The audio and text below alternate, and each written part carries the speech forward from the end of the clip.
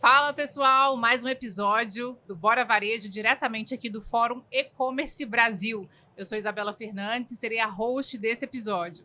Estamos aqui com o Henrique Ribeiro, da Bravel. Seja bem-vindo, Henrique. Obrigado, gente. Obrigado pelo convite. Prazer participar. E Thiago Molino, CEO da Global Cis. Seja bem-vindo, Thiago. Obrigado, prazer participar.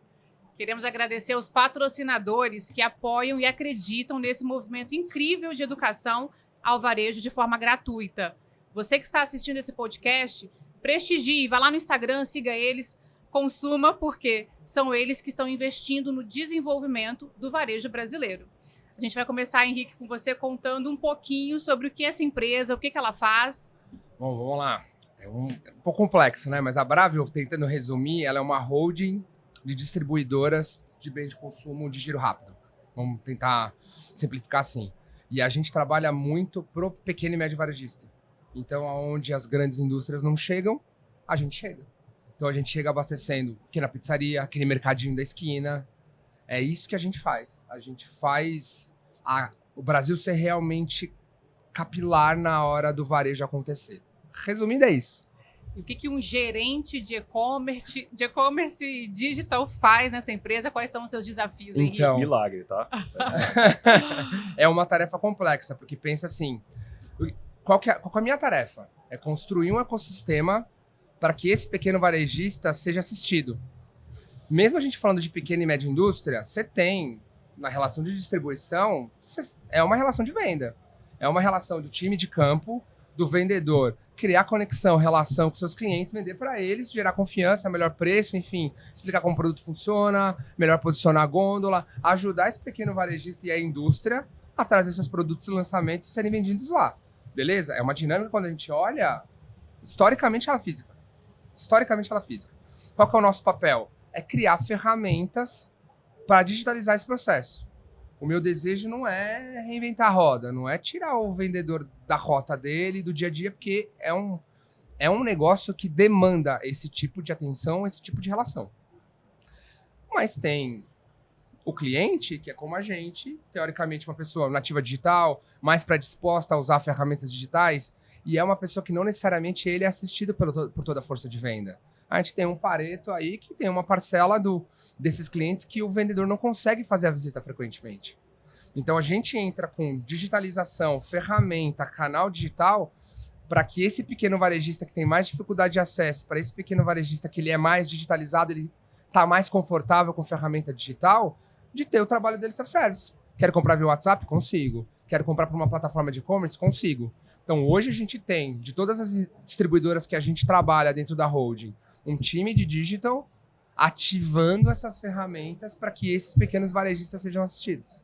Então é uma dinâmica de educar esse cliente que tem ferramenta, educá-lo para usar, educar os times de venda que essa ferramenta é um componente do dia a dia de trabalho dele, não é nenhum ofensor, não é nenhum concorrente, não vai roubar a comissão dele, aquela dinâmica clássica, mas assim, tentando resumir a nossa vida é isso. São desafios tecnológicos, mas também desafios culturais, né? Eu vou te falar que é mais cultural do que digital. Porque... E aí, me corrija se você discorda. Quando a gente está falando de digitalizar, a gente está usando um pilar da transformação digital, que nesse caso é muito mais profundo, né? Você precisa primeiro iniciar esse processo em cima, para que isso se dissemine, né? Para os vendedores, para quem está lá na ponta.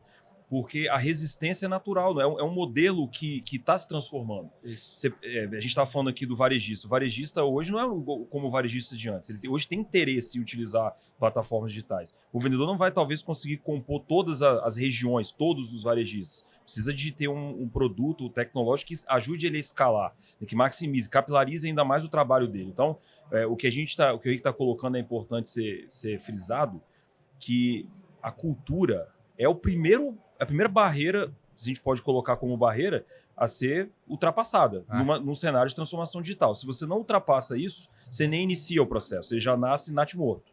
Então é muito crucial isso e a plataforma, né, ou as plataformas utilizadas, elas sim trazem escalabilidade muito mais célere do que a gente ficar no modelo tradicional.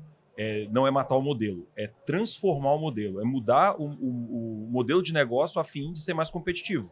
Né? Então acho que passa muito por isso. É meio que passar a mensagem para esse vendedor que ele vai ter um canal ali operando por ele e que a grana Se ele criou o relacionamento, Vai chegar. o faturamento dele vai chegar de uma forma ou de outra. Talvez ele não precise fazer uma visita para isso. Só que qual que é a dinâmica da Bravio? E aí eu acho que é o desafio da complexidade. A gente tem distribuidoras norte-sul. A gente tem praticamente no país inteiro. A gente está praticamente no país inteiro. E a gente não está falando de grandes centros. A gente não está falando dos lugares que são privilegiados digitalmente falando. Estou falando de acesso, conexão, pacote de dados. Um vendedor que usa os nossos canais digitais, não necessariamente na rota dele inteira, ele vai conseguir chegar num cliente, ele vai ter cobertura de 4G, 3G lá. Então a gente precisa criar, a gente cria a plataforma que ele consiga usar de forma síncrona, que ele abre o app lá, ele abre o app do vendedor, abre o app do cliente, ele consiga ver funcionando, fica armazenado o pedido para quando ter uma conexão, a coisa operar. Então, assim, tem várias barreiras de medo, do digital, de não entender como é que funciona, das dificuldades que o nosso país tem por ser muito grande. Pô, quando você pesquisa artigo desse tipo de modelo de negócio fora do país, é muito mais fácil de você botar para dentro, de você fazer funcionar. Porque a gente está falando de lugares que são assim, muito mais digitais, vamos dizer assim. O Brasil é um país continental. E aí a gente tem todas as dinâmicas, vamos dizer assim, técnicas e operacionais, a questão da cultura que o Thiago falou, e ainda a questão do tamanho e abrangência.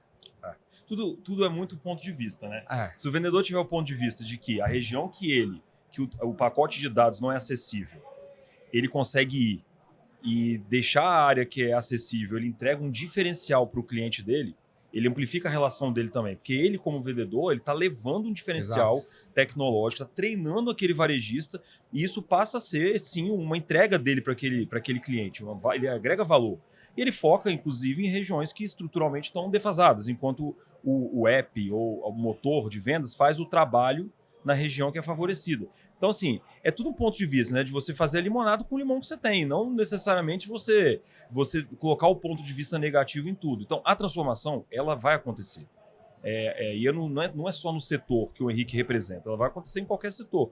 Então, a gente tem hoje a obrigação de aprender a lidar com isso, de aprender a consumir isso, e não necessariamente fechar os olhos achando que a gente vai ficar imune a uma transformação que ela é orgânica. Exato. Né? Então, acho que o trabalho que o Henrique tem hoje, eu falei brincando nisso que era um milagre, porque não é só do Henrique. Isso se distribui para N segmentos, mas o varejo a gente sabe também que a gente brinca que assim, né, são os loucos do bem, né? Que assim, é muito insano, é muito dinâmico. E as ideias que fluem da cabeça do Henrique aqui são extremamente importantes justamente para agregar valor para essa galera, que é a galera que está ali trabalhando e botando a cara na rua. E precisa de ferramenta. Sim. Precisa ir para a guerra do dia a dia armado, né? Com bastante insumo, né? Para trazer o pão de cada dia. Então, levar para esse viés. Acho que é Você importante. precisa fazer com que Deixa essas eu pegar um ferramentas exemplo. funcionem muito bem, porque eu acho que Exato. esse vendedor também não está disposto a esperar, a testar, a fricção qualquer que aconteça Exato. aí. Então é isso que eu ia falar, porque assim, e o nosso cliente, o cliente da Bravio, o cliente das nossas distribuidoras, ele é o pequeno varejista, beleza? O pequeno varejista, ele é o quê? Uma MEI? Uma pequena empresa? É praticamente um CPF? Então, a dinâmica dele no digital é igual a nossa, de usuário. Então, eu não posso entregar assim, o negócio da Bravio é complexo, porque, por exemplo, vou dar o exemplo da Rio Pirense, que é uma das nossas distribuidoras, e é uma das que abraçaram o digital nessa toada. O Jonatas e o Pedro, eles viram... Eu fui lá pra Teresina e eles me mostraram. Geralmente uma distribuidora fica mais afastada, não fica no grande centro, porque pode ser um galpão, Sim. uma área de distribuição, enfim. Faz parte do modelo de negócio. Ele apontou pra mim e falou: tá vendo, Henrique, isso aqui, ó? Quantas casas você tá vendo aqui na região? Não tinha nada. Porque é perto da estrada. Ele falou: essa é a dificuldade do meu vendedor. Então, quando a gente usa a ferramenta digital, tem um cara daqui 100 quilômetros que é um cliente importante pra gente, mas se o meu vendedor chegar e se predispor para atender só ele vai perder um dia inteiro, uma manhã inteira. E aí ele não vai faturar. E eles abraçaram essa dificuldade com as ferramentas digitais para ter essa capilaridade, ter esse alcance. E ao mesmo tempo, esse varejista, esse pequeno varejista, que é praticamente um CPF, ele é um consumidor igual a gente que vai comprar no e-commerce convencional. Vamos falar uma Magazine Luiza da vida, uma Amazon, Mercado Livre. Então tem que ser simples, igual um desses caras é para ele. Porque ele não vai entender uma dinâmica de uma distribuidora com pedido mínimo, com centros de distribuições diferentes, com filiais diferentes, porque a gente tem tudo isso. Então na hora de entregar a experiência para esse cara, tanto faz para ele se a gente tem 4, 5, 6 filiais de uma distribuidora. Não interessa. Interessa para ele assim, ó, preciso comprar macarrão, preciso comprar molho de tomate, preciso comprar pasta de dente, preciso comprar sabonete para vender para os meus clientes. E o pedido mínimo é 200, 300 reais, é isso que eu vou fazer. Beleza, atingir o pedido mínimo, vai chegar daqui 2 dias. A gente entrega rápido. A gente tem uma distribuição muito boa. Isso é indiscutível. Mas como é que a gente faz a percepção digital ser a percepção do negócio? Porque se eu não sou rápido digital, se não tem uma experiência boa de busca, ele não vai confiar na distribuição. Porque a porta de entrada dele é a experiência digital. E a partir do momento em que ele começa a enxergar a gestão desses dados que vocês vão conseguir, inclusive, trazer para eles, né, a melhoria, os melhores pedidos, as recomendações, a hiperpersonalização, que é o que todo mundo quer alcançar, imagino que aí a chave vira com mais força, né? Esse é o caminho que a gente está perseguindo. Mas para chegar nisso, a gente precisa comer o arroz com feijão primeiro. A gente está no momento que, assim, quando a Bravio foi adquirindo essas distribuidoras, cada uma tinha o seu site, a sua plataforma. Aí a Tiscosco tem o seu e-commerce, a Unis tem o seu e-commerce, a Desmelo tinha o seu e por aí vai. Como é que a gente vai operar 4, 5 e-commerces diferentes?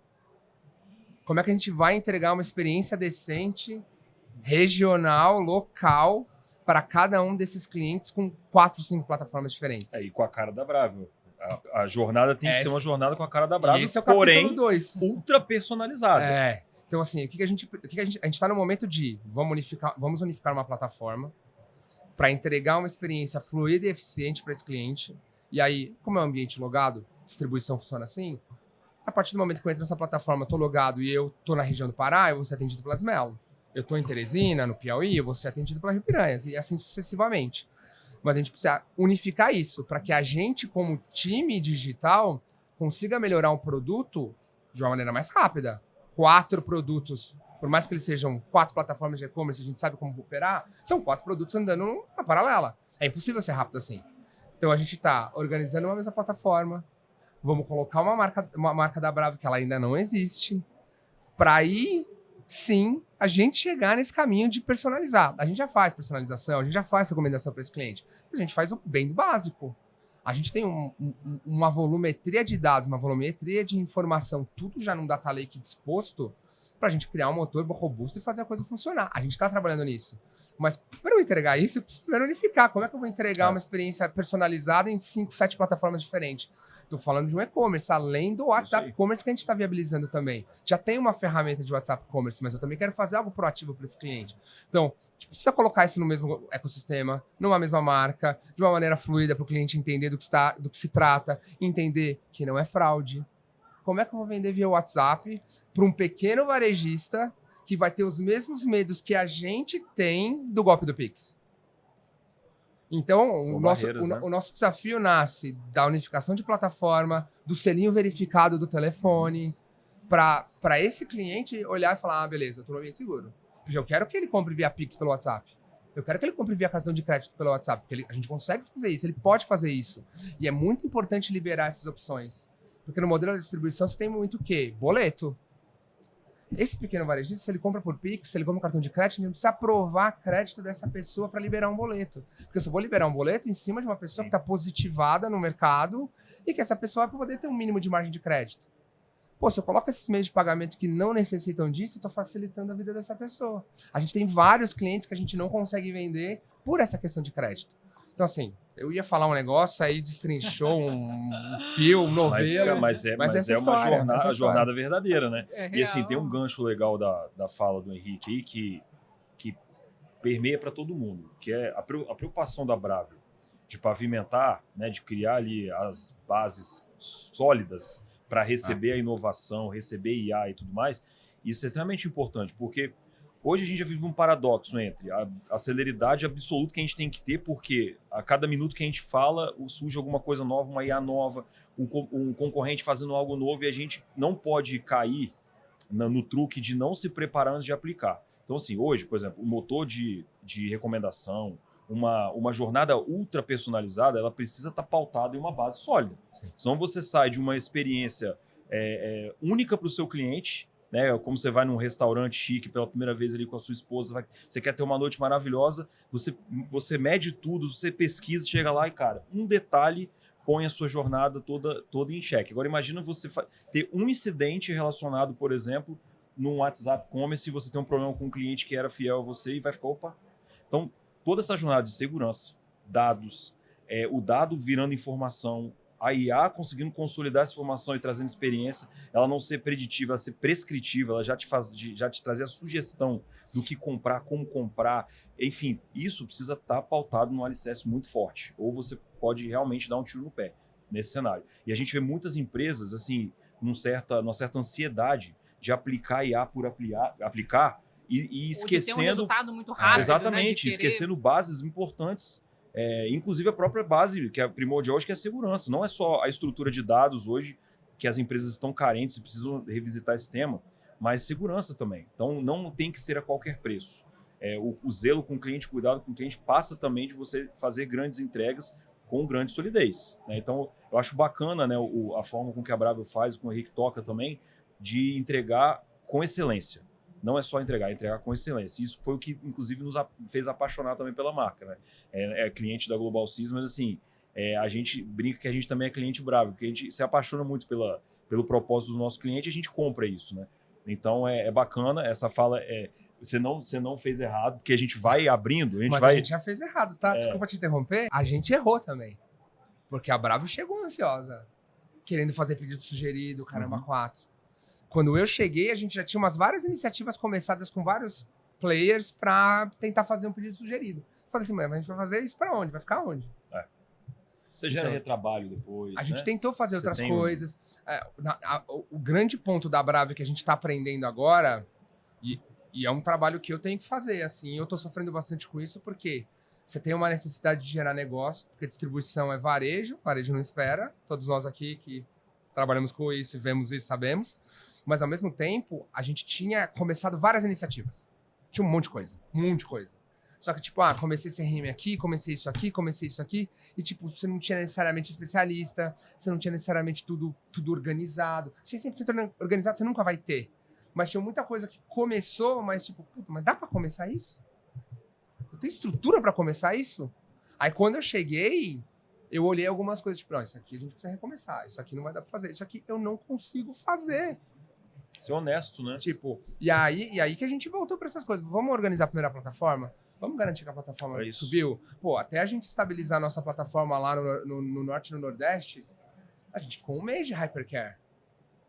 A Desmela é a nossa principal distribuidora e ela tem muitas peculiaridades. Principal distribuidora do Norte e Nordeste. E é a principal digital, onde a gente fatura mais. Já tem uma cultura digital forte lá. Então, assim, esse cara aqui não pode ter fricção. Enfim.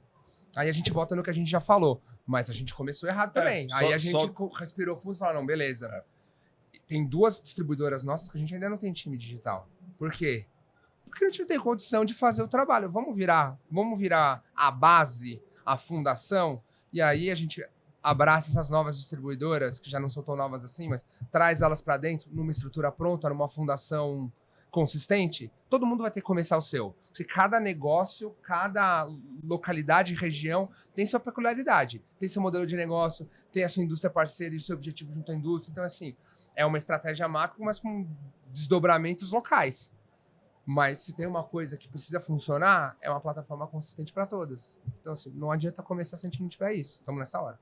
Essa é uma maturidade de negócio, mas também aplicada à sua área. E é uma ansiedade, um controle de ansiedade. Um controle de ansiedade. E Molina Global Cis é uma empresa que está há 15 anos trabalhando com isso, né? Ajudando empresas nesse processo de transformação digital. Conta um pouquinho como é que foi esse encontro com a Bravo, né? Essa interseção. O Henrique vai falar também um pouquinho de como é que os times trabalham juntos, como é que têm sido esses desafios, o que vocês esperam aí daqui para frente.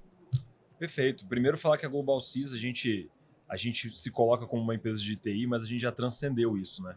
Quando a gente está falando aqui de jornada, falando aqui de business, né? de inteligência de negócio, do que a transformação pode trazer de diferencial, é justamente nessa pegada que a gente se encontra com a Bravo, né? Onde a Bravo quer criar uma estrutura, uma plataforma única e que realmente favoreça, né, os seus clientes internos ali, as distribuidoras e a jornada até a ponta, casa muito com o que a gente também acredita, né? A gente confecciona a plataforma acreditando justamente no diferencial que você vai ter no final. E não necessariamente na tecnologia que a gente está usando, né? A ponte é a tecnologia, a gente cria usando ela, mas a entrega do valor agregado no final dessa jornada que é o nosso foco. E isso gerou um casamento muito bacana entre as duas empresas, porque a gente vê, como eu coloquei, né, na visão do Henrique, na visão da corporação da Bravo como um todo, a gente vê a importância que eles colocam para isso, de ter alicerces e bases fortes, de ter uma plataforma unificada que consiga plugar empresas ali de uma forma mais célere, né, mais assertiva também, que coloque a marca no momento correto para consolidar a jornada que eles estão entregando, mas que no fim maximize as vendas. É que no fim o vendedor, a empresa venda mais, o vendedor tem uma jornada mais sadia, consiga cumprir essa capilaridade que o Brasil não é fácil. Né? O Henrique colocou a questão da estrutura, né? E nós somos continentais. Né?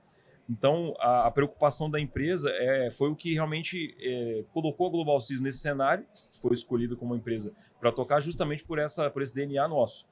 E a gente tem um prazer imenso em participar da confecção dessa plataforma e de tudo que vem pela frente, né? De toda a estratégia de inteligência também que a gente vai embarcar na plataforma e tem embarcado para entregar para a Bravo o que ela almeja, que no fim é exatamente o valor agregado, a competitividade da empresa como um todo. E a plataforma é uma, que venham mais 10, mais 15, mais 20, né? Dentro, obviamente, de uma jornada inteligente, né? Que é o que a gente costuma fazer e não abre mão. Então, a Bravo, esse casamento foi perfeito por conta desse pensamento igualitário, né? O que mais eu vou dizer? Viu como é que o casamento tá bom? Tá ótimo. Né? O que a gente tem agora de desafio é, vamos desdobrar isso, organizar a marca, organizar a experiência, organizar a recomendação. Tem um roadmap grande pela frente. E o bom de trabalhar com vocês é isso, porque a gente tem as capacidades que a gente precisa para operar essas coisas. Porque a Bravo não é uma empresa digital. O meio da distribuição não é um meio digital, é um meio físico relacional. Então, como que a gente... Um dos erros da Bravo, eu acho... Não é erro. Uma das coisas que a gente aprendeu, porque não é assim também. Uma lição aprendida, você não começa... né? A Bravo é uma startup, gente. Você não começa uma startup acertando tudo. Se você começar assim, beleza, parabéns. Né? Você é um gênio. Nem gênio com as suas startups começaram assim, sem falhar. Então, assim, o que a gente aprendeu é isso. A gente não precisa ter todas as capacidades dentro de casa para operar tudo e para digitalizar tudo. O que a gente precisa ter é uma cultura, uma capacidade e plataformas autorais. Tem que ser nosso. A gente tem que ter a tecnologia, a gente tem que ter inteligência, a gente tem que ser dono do dado, a gente tem que saber para onde a gente quer ir, a gente tem que ter a estratégia. Mas a gente tem que trazer quem sabe fazer isso para ajudar a gente a desenvolver. Eu não vou trazer uma squad de experiência, de interface, de experiência de usuário, contratar uma squad para ser headcount meu, para organizar essa experiência, se a gente pode trazer um parceiro que faz isso, conectado com as outras coisas que a gente está fazendo, e depois a gente vai fazer outras coisas a partir disso. A Bravo não é uma empresa digital. Se eu trabalhasse numa... Eu trabalho no mercado financeiro também. Então, se eu trabalhasse numa fintech, talvez eu precisasse, talvez não. Com certeza eu precisaria ter esse time nativo. Mas não é o nosso caso. Então, eu acho que é por isso que está funcionando bem e a gente conseguiu encontrar na Global Cis um parceiro que tem esse repertório de construir plataforma, de go-to-market, de experiência, de negócio digital, para me ajudar com as coisas que eu preciso. Então, eu acho que é isso. Tem tudo, só esse pouquinho aí de coisa para fazer. Mas o caminho é esse agora. Uma experiência unificada e organizada. E aí... Vai dar casamento vai ser longevo, né? Vai. A ideia é essa. Estamos trabalhando para isso, pelo amor de Deus. Pessoal, a gente vai encerrar. Obrigada pela sua participação, Henrique, mais uma vez. Obrigada, Thiago. Excelente evento.